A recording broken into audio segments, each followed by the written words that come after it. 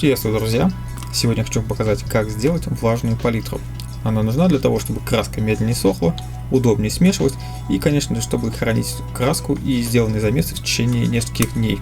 Не забудьте поставить лайк и написать бодрящий комментарий в начале видео. Для того, чтобы сделать влажную палитру, можно использовать пластиковый контейнер для продуктов. Подойдет абсолютно любой, главное, чтобы у него была крышка. Вариант на самом деле не самый лучший, не самый удобный, одним из минусов это высокие борта. Более удобный вариант это использовать коробку от аэрографа. Наверняка, если вы занимаетесь моделизмом, у вас где-нибудь лежит подобный бокс на полке. Такой бокс удобнее тем, что у него более низкие борта, удобно закрывающаяся крышка, и в принципе формы более подходящие. И еще одним альтернативным вариантом для влажной палитры может поступить упаковка от шоколада. Но не обычная, а вот такая металлическая коробочка. Она также с закрывающейся крышкой, и удобна она тем, что у нее борта еще ниже. Как видите, я уже эту коробочку активно использовал. В принципе, вы можете подобрать любую подходящую емкость на ваше усмотрение. Далее нам потребуются салфетки хозяйственные. Раньше я использовал вот такой вариант, более простой. И сейчас я прикупил себе более толстую и более пористую губку. Как мне кажется, она будет лучше удерживать и впитывать влагу.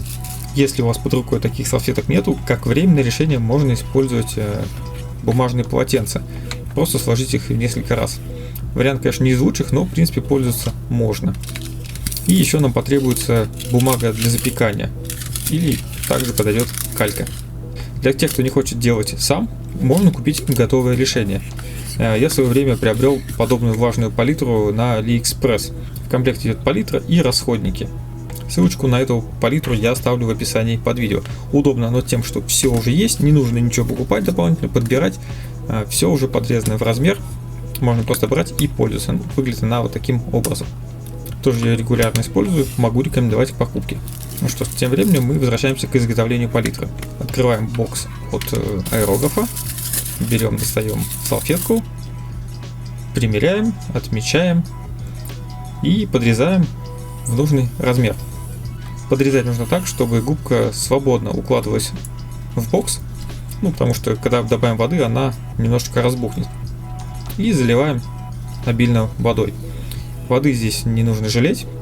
Заливаем так, чтобы вода при наклоне немножко скатывалась. Вот таким образом выглядит заполненная губка. Дальше можно укладывать заранее подготовленный лист кальки.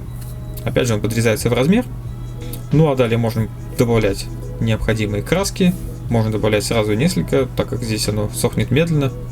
Ничего страшного. И смешивать необходимые цвета.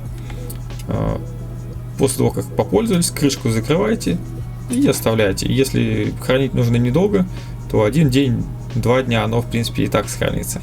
Но если хотите сохранить надольше, на неделю, то вот этот закрытый контейнер убирайте просто в холодильник. Только не в морозилку, а именно в холодильник. Тогда краска спокойно у вас продержится неделю и может быть даже более. Вот такое сегодня коротенькое видео. Спасибо, пока.